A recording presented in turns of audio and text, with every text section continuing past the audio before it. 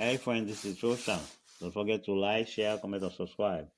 Tonight, I'll be studying lesson Wednesday, December 17, the anger of the Lord. How should we interpret the description of God's wrath and retributive justice in Joshua? Joshua 23, verse 15, 16, and elsewhere in scriptures.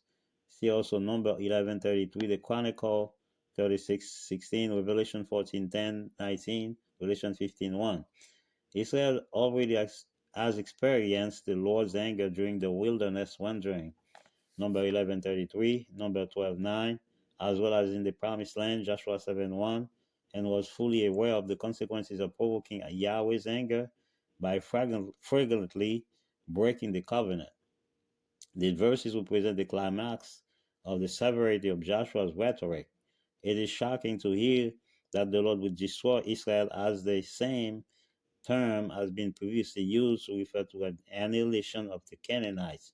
As surely as the promises of the Lord have been faithful fulfilled concerning Israel's blessing, the curses of the covenant, Leviticus 26, Deuteronomy 28 also will become true if the Israelites reject the covenant.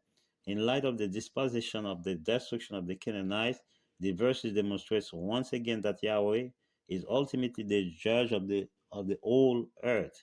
He declares war against sin irrespective of where it is found.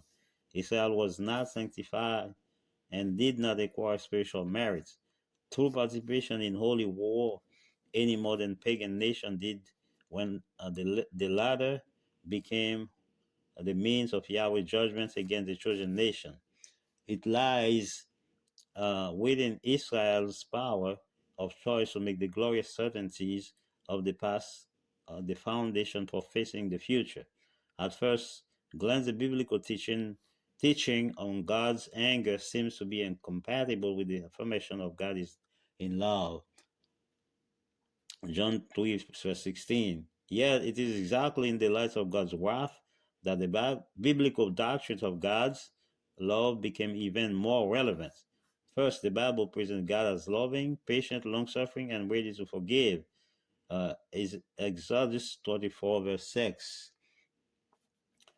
However, in the context of the world affected by sin, the wrath of the Lord is the attitude of his holiness and righteousness and when confronted by sin and evil. May God bless. Don't forget to like, share, comment, and subscribe.